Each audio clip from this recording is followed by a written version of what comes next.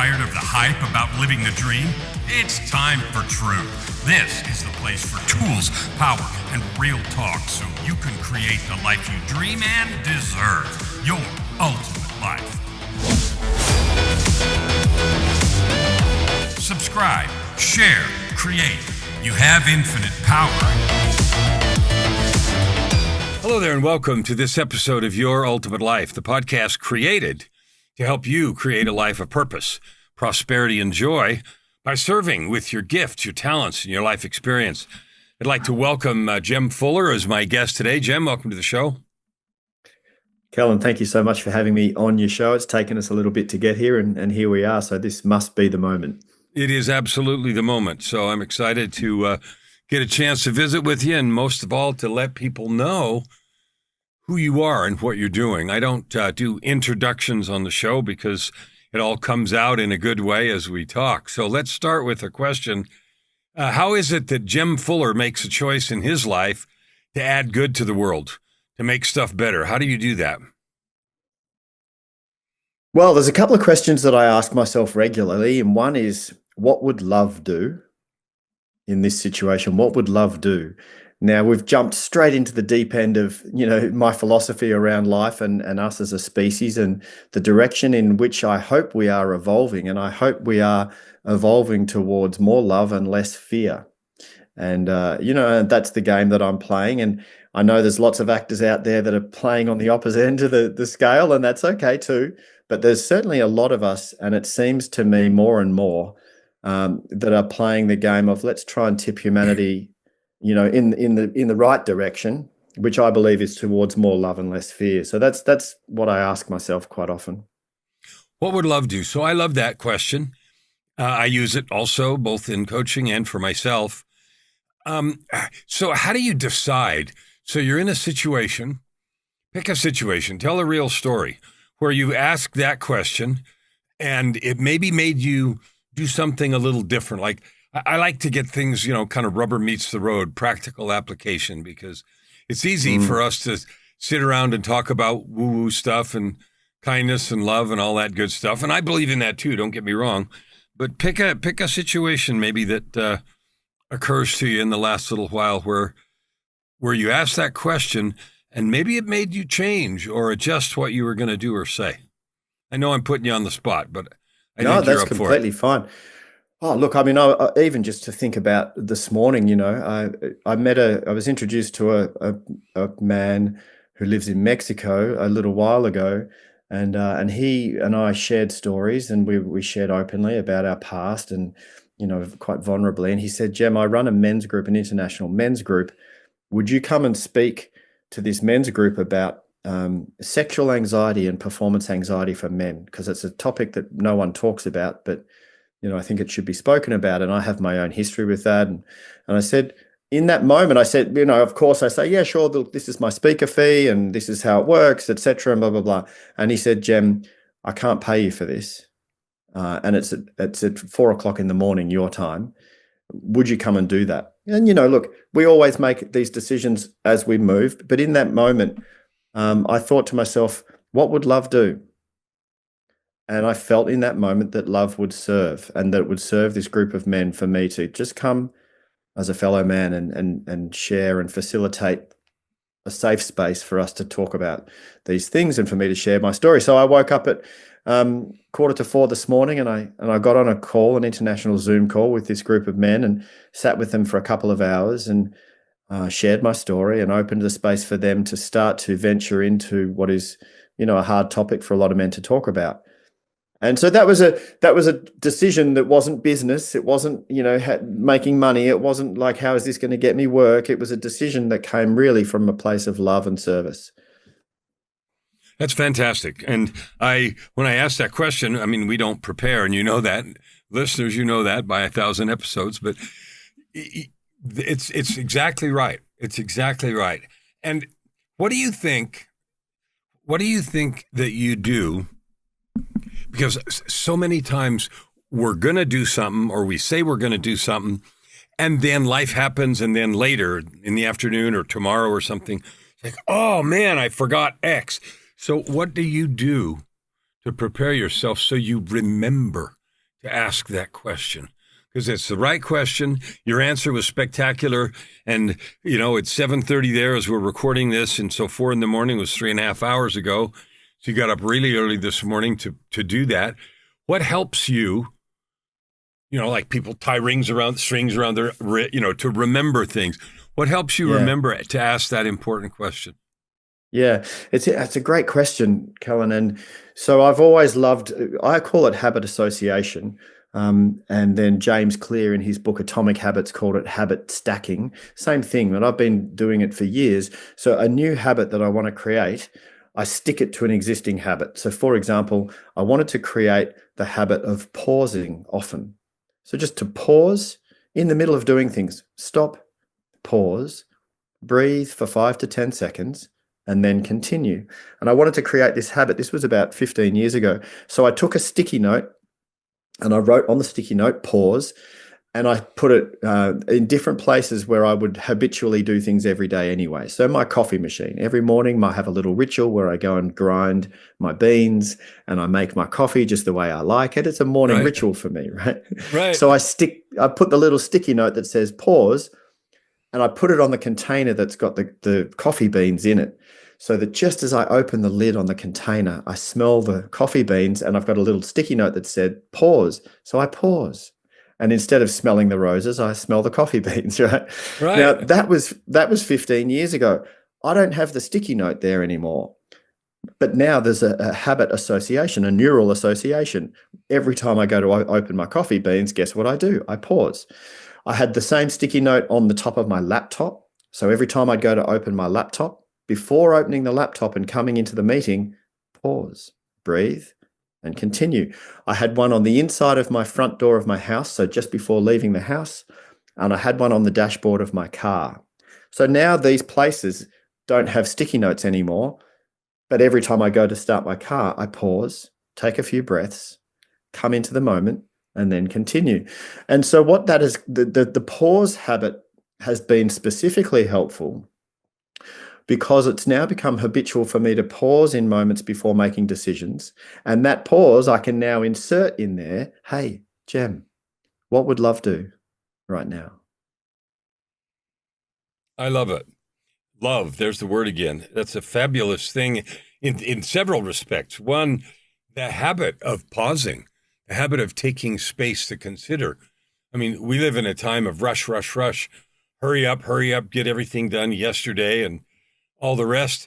What made you decide, and now that you've been doing it for all these years, besides having a habit of doing that into which is like a container, you've created an empty container and you can put in there anything you want.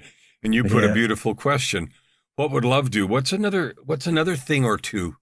And the reason I'm asking this is because audience, listeners, I want you to hear this because your ability to realize that everything doesn't have to hurry up. And in fact, Yeah. nothing in that nature grows hurry up.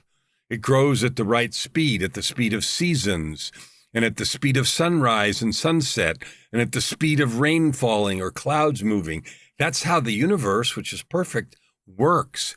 And we have inserted this nonsense about hurry up. So Yeah. I love this habit.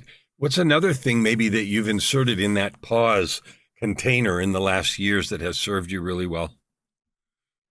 Gratitude, you know? Yeah. And we hear it, everyone goes, yeah, yeah, gratitude, and the gratitude practice and the gratitude journal and the gratitude, la, la, la, la. There's a reason. There's a reason that people bang on about gratitude being an immediate hack to a physiological state of being that is of peace and well-being and feeling good, and it uplifts you. It literally all of the right, hormones get released through your body when you practice gratitude, and you just feel better in that moment. Wherever you're at, you feel a little bit better when you practice gratitude. So that's been a lovely habit to create and insert into that container, the pause container. My friends and family have often said to me, "Oh, Jem, you're a bit much with all your gratitude, mate. You're so grateful for everything. It's a little bit much, isn't it?" And I'm like, "Yeah, but I'm one of the happiest people I know." Right? And gratitude is free, so why would you not? But it's interesting with the pause habit is that when we pause, I mean, I know you know this, when we pause, we're creating options in terms of, we're creating more choice in terms of how we respond. So rather than being reactionary, we just react, react, react, react, which is the place that our ego hangs out, which is fine. But rather than reacting to life, we become better at pausing and responding, and we become actually more response able, which means we become more responsible, for the way that we're showing up and the way that we're choosing to interact with the world around us. And that's been such a fantastic habit to create. And I remember the inspiration for this habit. 15 years ago, I was at a conference in Sydney here in Australia, and it was the Global Mindful Leader Forum. And there were great leaders from around the world, the leaders of the World Bank and some leaders from the UN and leaders from some of the biggest companies in America, but all leaders who understood the benefit of a mindfulness practice. And one of the keynote speakers got up on stage, and he was a short man. He kind of was like a mixture between the Dalai Lama and Eckhart Tolle, but he emanated this beautiful presence.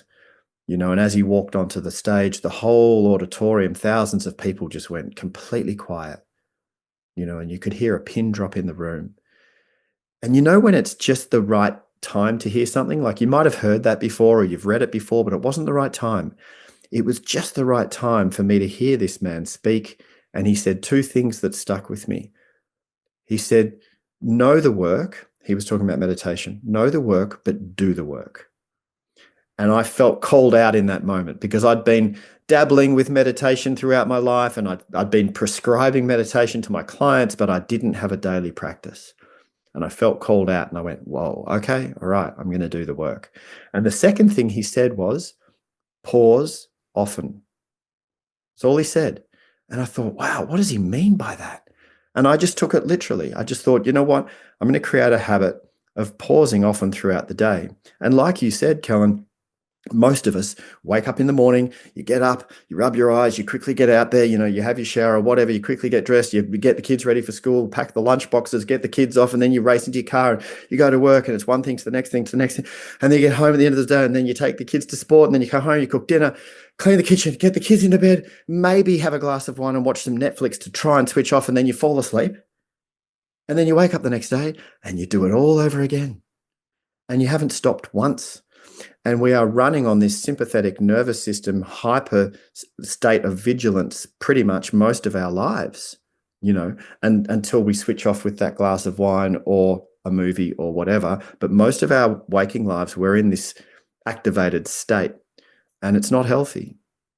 It's not healthy. We need to pause. And what I've found with these pause moments, they only take 10 seconds. They become a little micro recalibration back to your state of equanimity, back to your calm center. It's like, that's right. And then continue. And you actually are more functional, more productive, more clear, more present in the next thing that you do after pausing, right? So if you pause before going into a meeting with the board, or if you pause before going into a one-to-one with one of your staff members, if you pause before it, you show up way better in that meeting than you would have otherwise, right? Yeah, 100%.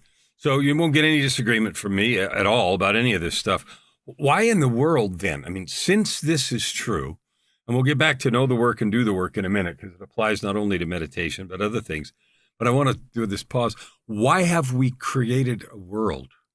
And do we continue to insist on a world, a socialization, and a structure that is so the opposite of what breeds health, relaxes the sympathetic nervous system, makes us more effective in the next conversation and meeting, so that we have to have you, me, and whoever else reminding us that that's stupid and not very productive? Like, why are we perpetuating?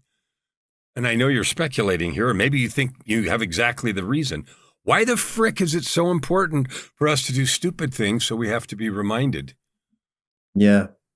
Well, there's an answer in that last statement that you just said. But also, if we look at it anthropologically, evolutionarily, in terms of us as a species and where we've come from, we have evolved as a species from times of scarcity when there wasn't enough food, there wasn't enough shelter, or there wasn't enough you know, land, and we had to fight and we had to scrape to survive. Now, our wiring, our old human wiring, is still back in the past, but times have changed, through technologies and whether it was farming or the industrial revolution, and now with artificial intelligences, and we're in a situation now where if we, excuse me for swearing, but if we got our shit together, we could create complete abundance.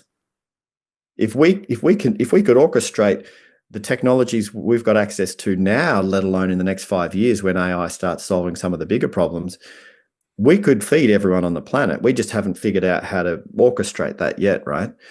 So abundance is right here in front of us, but our old wiring hasn't caught up to that. So we still run a scarcity pattern. I got to produce more. I got to do more. I got to beat that person. I got to climb the ladder. I got to. I got to. Hang on a second. No, you don't. No, you don't. And that also I know I'm going into the next part of the conversation, Kellan, but when I'm coaching my clients now and showing them how they can use an AI that saves them several hours of a particular task, so they go, wow, I just did that in 5 minutes. That used to take me 2 hours. And then I say, now pause. Rather than going to the next thing on your to-do list, you've got an hour and 55 minutes now that you didn't have last week. You've got it now. Stand up, leave your desk, go and find someone, another human being that's important to you, and spend some time in relationship, in human to human relationship. Go and have a coffee together. Go and sit down and have lunch. Ask them how they're feeling. Ask them how their family is. Ask them, connect human to human. Slow down. You don't need to produce more. You need to connect more. That's what I'm thinking. That's a perfect next part of the conversation. Because, when smartphones came out, they're more connected, and we know from all kinds of evidence that we're more isolated. So we're more connected and more isolated at the same time. You see it. Kids standing next to each other, texting instead of talking. And they're texting to each other, right? I mean, that kind of stupidity you actually see, and I've seen articles about that. And there's a resistance, especially since we've developed those habits of isolation. And COVID didn't help, but we've created this isolation until there's really a fear that has developed of true face-to-face interaction. Yeah. I think there's some of that we're going to have to fix, because at the end of the day, we're really social creatures, and we're really built to love and serve each other.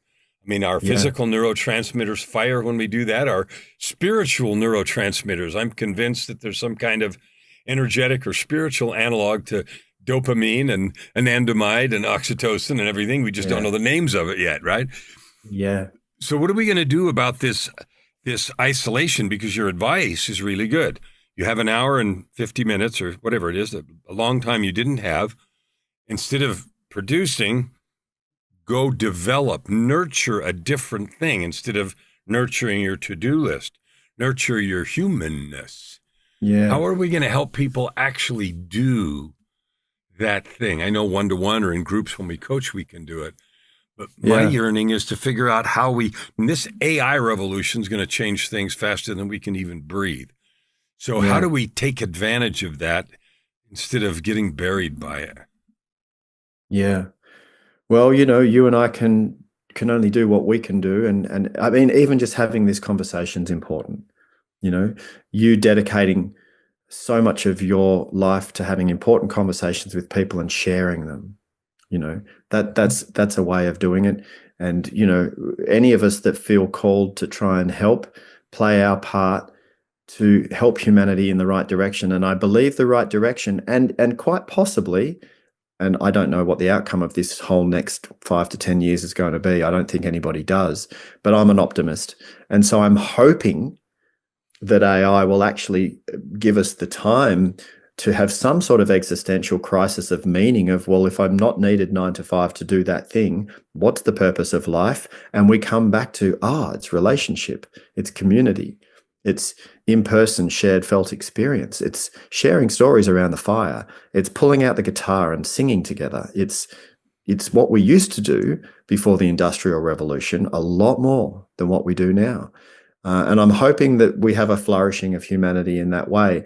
And so to answer your question of what can we do to catalyze that, keep speaking about it, but for you as a listener at home, just start locally.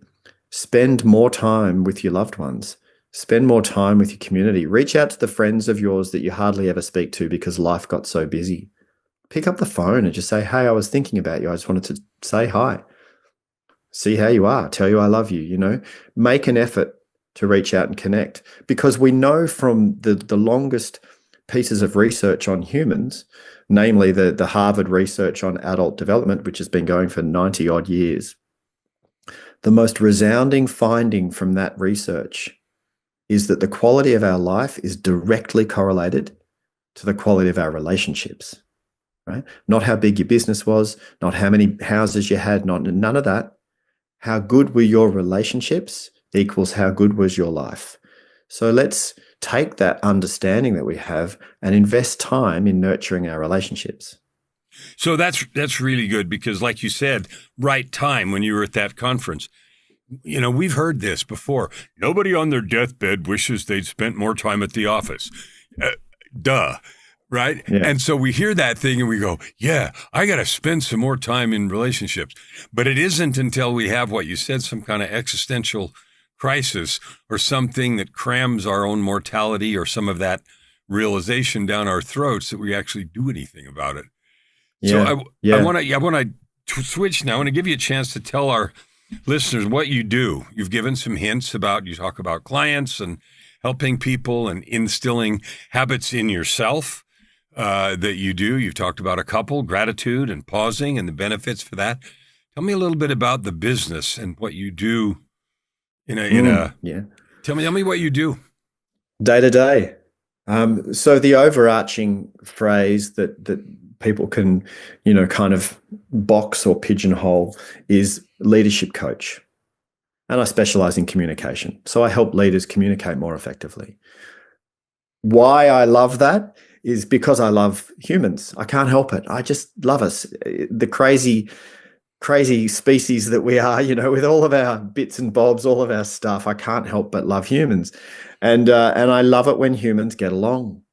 It doesn't mean agree. I'm not saying you have to agree with each other on everything, but when humans can get better at leaning in, letting go of the fear and leaning in with curiosity and seeking to understand and then working together, because we're a team's animal. We only came off the savannah plains and survived the lions and tigers because we figured out how to work in teams and communicate. That's why we exist as a species. We're a social creature. We need each other, and COVID made that very, very clear to us. The depression and anxiety and suicide rates when people were forced into isolation went through the roof. Right? We don't do well in isolation. I mean, there's exceptions to the rule. Some people go and sit in a cave forever, but that's an exception to the rule. Generally speaking, we need each other. And so I'm fascinated in how do we work better together? How do we find the common goal, whether it's in a corporate or whether it's in a small business or whether it's in a community? And how do we communicate and build a culture of agreed values, agreed mission and vision, agreed way of being, so that we can achieve something good together. So that's the bread and butter stuff I work with leaders.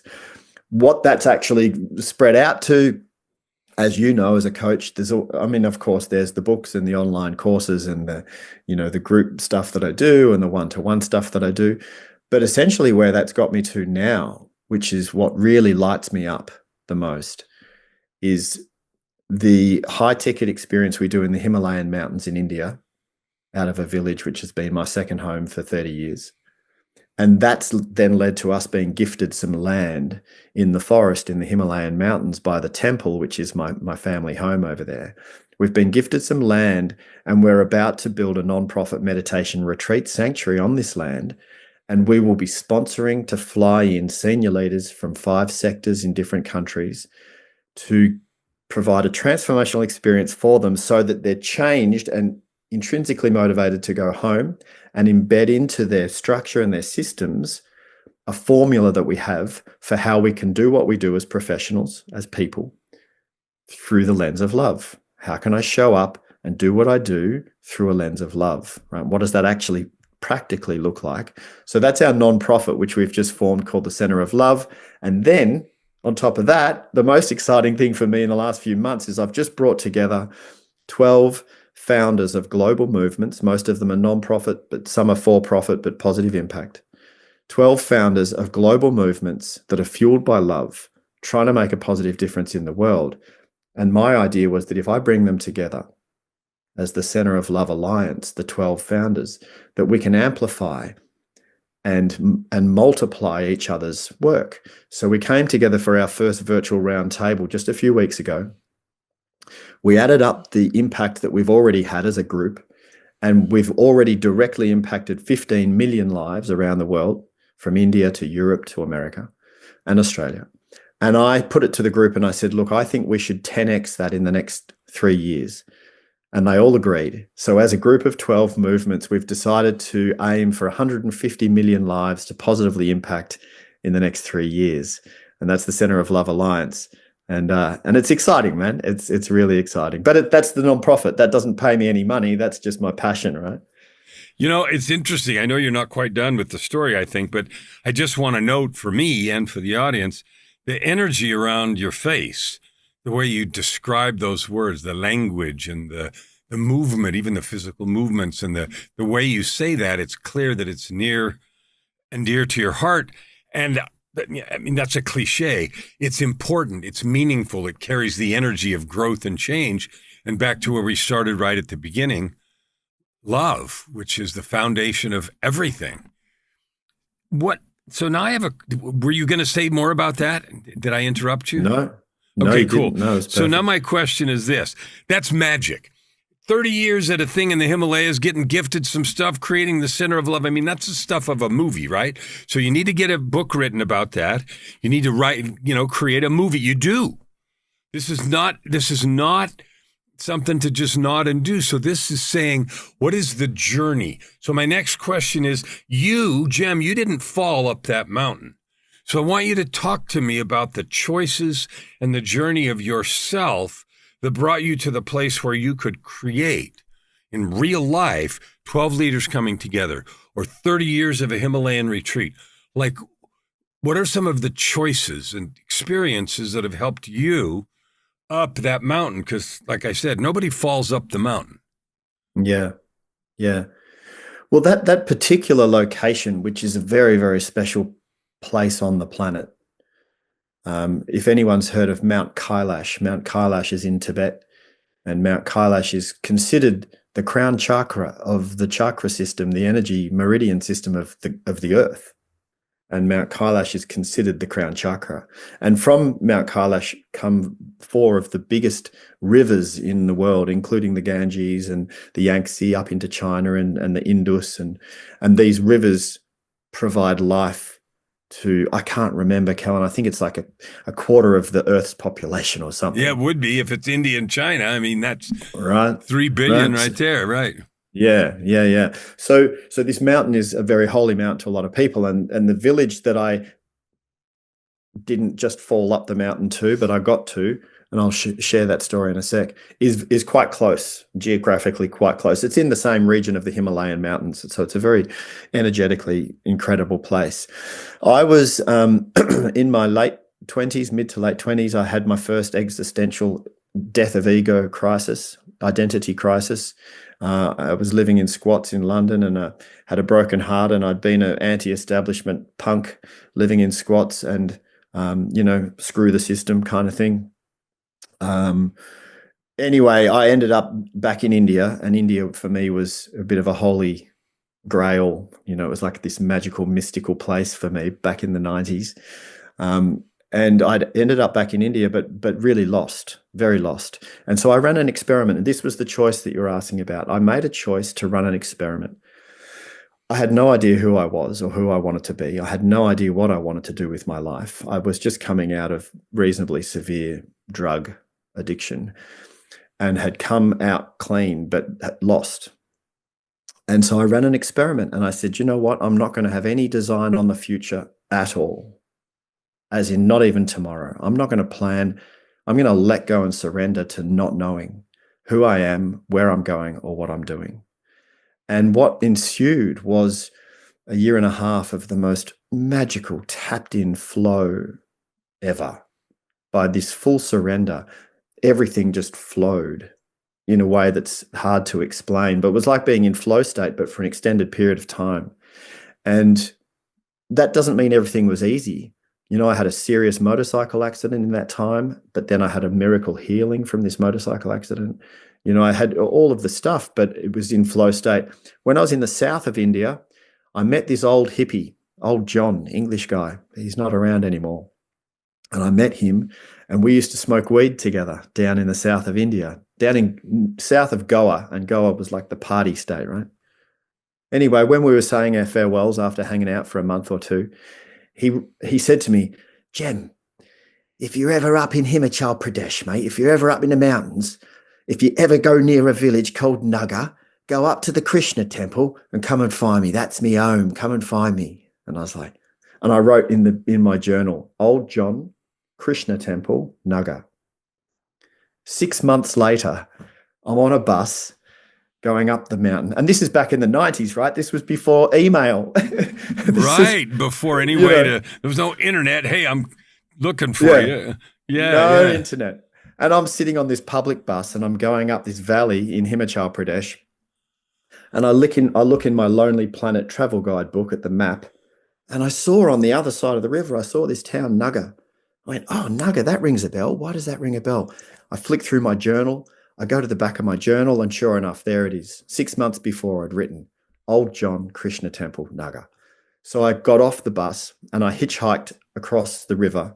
And this is on these suspension swinging bridges across a big Himalayan river. You hitchhiked across a swinging bridge? I walked over the swinging bridge and then I hitchhiked from there. I just wanted to get clear.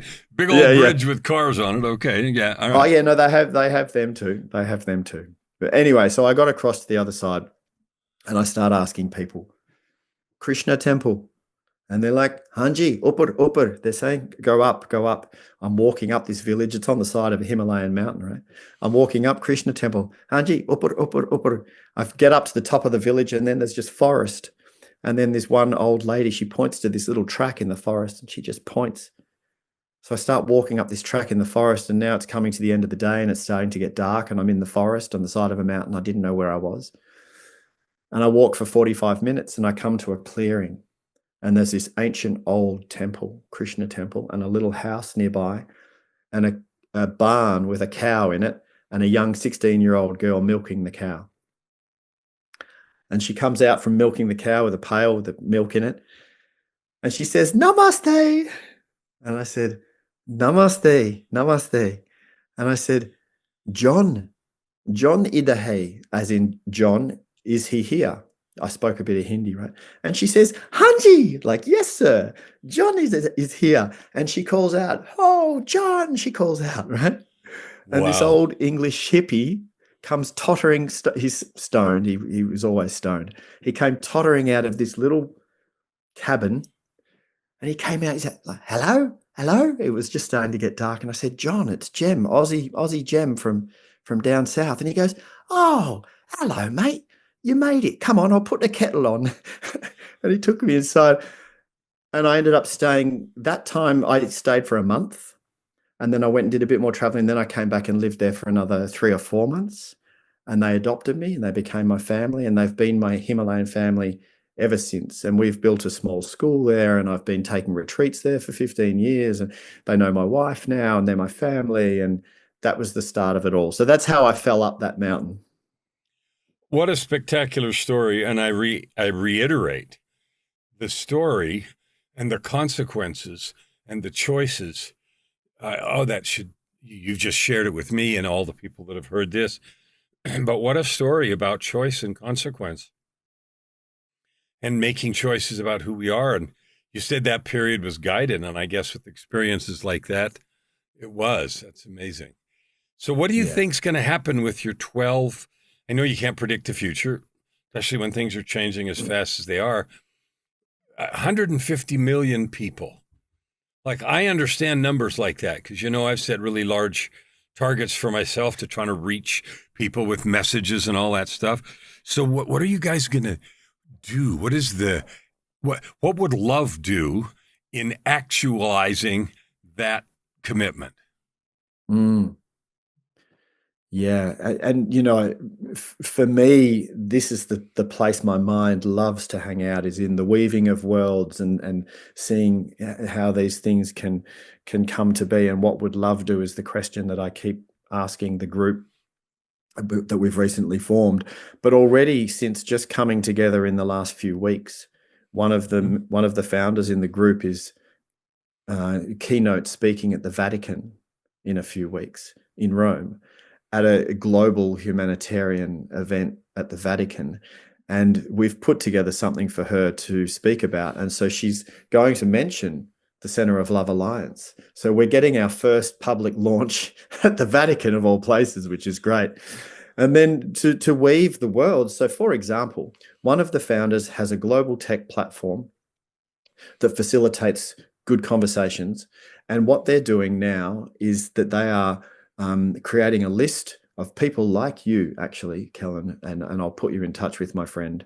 She's in Canada as well. Oh, cool. So People, am I. yeah, yeah. I'll put you in touch with her. You might have already met her, but I'll put you in touch with her. So her platform, her mission is to get 1 million speakers into 1 million classrooms around the world. So the virtual classroom, where they have a screen, and the teachers go onto a menu of speakers and can pick speakers. And people like you and I have gifted a couple of hours a year only, or 10 hours a year we've gifted, and the teacher can book you and Zoom you into their classroom so that the kids in that classroom can hear the story of Kellan.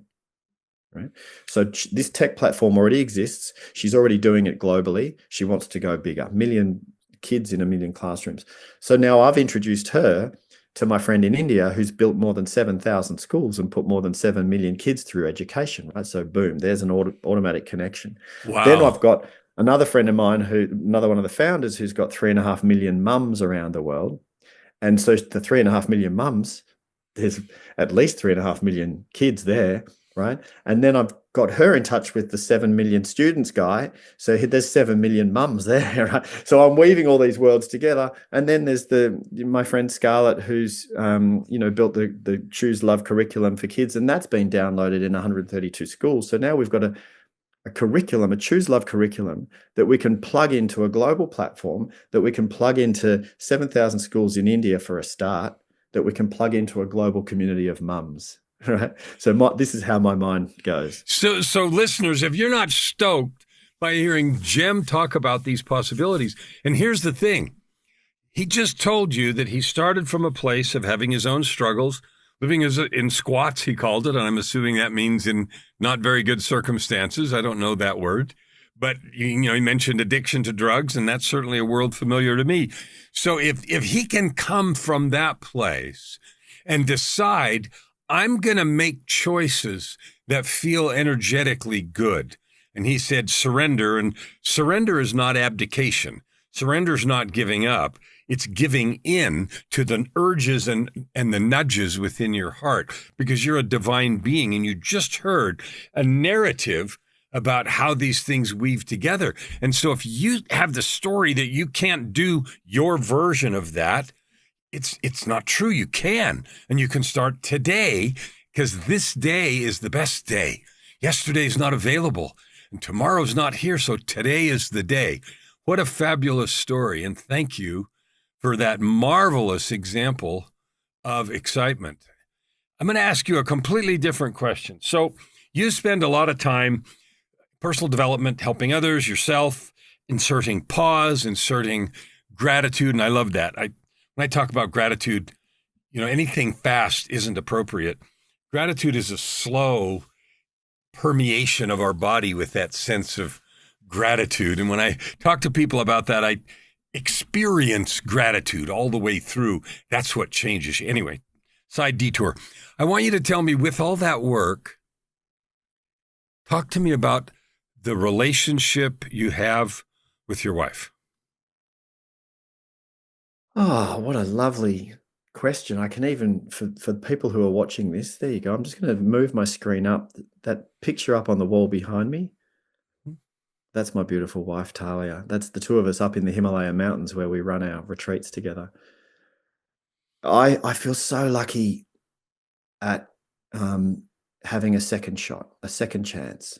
I feel really lucky. And Kellan, when you and I first met and you shared your story with me, it resonated with me for lots of reasons. And one of the main reasons it resonated with me is that you slash divine slash universe, the whole thing, you gave yourself a second chance, and you didn't waste it. And that's how I feel with Talia. I've been married before and had kids, and I messed it up. But I didn't know what I was doing. I don't, yeah, it was all meant to be apparently because it happened. But I just didn't know what I know now, and I also hadn't built the deep relationship with self that I built before meeting Talia. So before Talia showed up in my life, I'd lost everything, lost my job, my marriage, my house, had that midlife crisis thing, which was a midlife remembering or a midlife awakening for me. But I went to work on the relationship with myself, dedicated every single day, many, many hours every day to repair that relationship with myself and to develop the neurology and the energy of self-love. Once that had started to work and I started to actually brainwash myself into believing that I was good enough and that I deserved love, and I actually started to believe it, that's when Talia showed up. And we attract someone according to the level that we're at, right? So I attracted someone that was at that level with me, and together we've been beautiful, each other's halves, creating this whole of reflection back to ourselves of ourselves in such a beautiful, safe, vulnerable, and conscious way that we've continued the evolution together. And I've been really lucky enough to explore my version of functional masculine, and she's been allowed to surrender into her version of functional feminine. And together it's just been really stunning, really beautiful. And I was just messaging her before jumping on your show with you, and just gratitude of how grateful I am that we got put together in this lifetime, and in this moment, and how grateful I am for her. And this is daily. We express this to each other daily. So I feel very blessed, very lucky. I ask you that because there's so many people that, I interview mostly one at a time.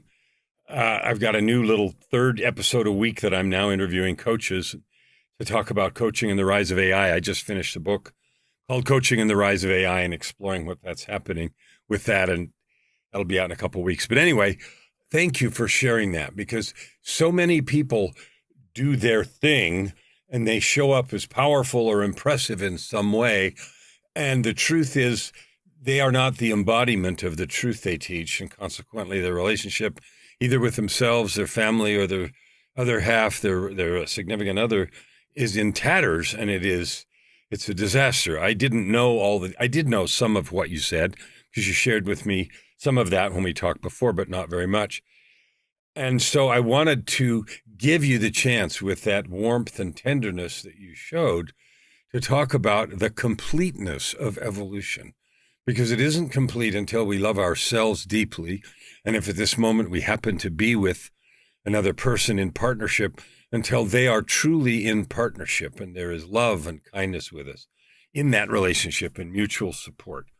So you described it beautifully, and that was fantastic. Thank you. Yeah, thank you. I mean, and we run our retreats together, and the feedback that we get from the clients that come away with us is always a version of the same thing, which is there's just something so complete and held about having you both hold space for us while we go on retreat and walk through the mountains. And I'm there facilitating most of the content. Talia's there, and she does this beautiful, grounded mother energy holding. She just holds space for people, and people, as we're going through retreat, people just feel drawn to her. They go to her and they just want to sit with her and share themselves and talk, and it's really quite beautiful. So there's that, and something you just reminded me of. I remember I was in the room as a student at the school where I studied coaching many years ago, And the facilitator said something that triggered me, because this is when I was back in my past marriage, and my marriage was not great. It was really not great. But I was pretending to the outside world. My life was an Instagram feed. I had a great job, and I'm here, and I've got this beautiful wife, and I've got my kids, and it was all like a veneer, But at home, it was toxic and hard and not healthy. And the facilitator, the teacher, said, that relationship that you go home to is the most important relationship. And if it's not healthy, you can't go out into the world and do your best work. And I got triggered by that, because my relationship wasn't healthy, but I was pretending that it was. And it wasn't until I found myself in this relationship that I'm in now, the one with self first and then with Talia, that I really got it. And I'm like, wow, they were so right. The most important relationship is the one you go home to. And when that is flourishing and connected and safe, then you can go out and be the best version of yourself in the work that you do in the world, So we're about out of time. I'm wondering, what didn't I ask you that you're dying to let everybody know? Wow, what am I dying to let everyone know? I don't know dying, but tell two things. Whatever you want to talk about, and then tell people where to find you and how to get a hold of you and how to get a bit more Jem. Yeah. Look, there's one thing that has been really helpful for me to keep remembering, and that is that you made it. We made it. You've made it now, in this moment. You're exactly where you're supposed to be. You are precisely the version of you that you're supposed to be in this moment. And even if it's hard and tough right now, you're exactly where you're supposed to be now. Not where you're going in the future, now. And the acceptance of, I am enough just the way I am, and I'm exactly who I'm supposed to be in this moment just the way I am. And how do I know that? How do I know that's true? Because reality told me.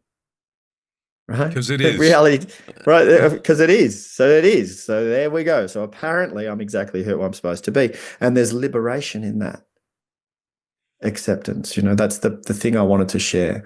And how people can find me, Jem Fuller, Jem with a J, Jem Fuller.com, Jem Fuller on Instagram, Jem Fuller on LinkedIn, Jem Fuller. You'll find me. There's a couple of TEDx talks you can look at.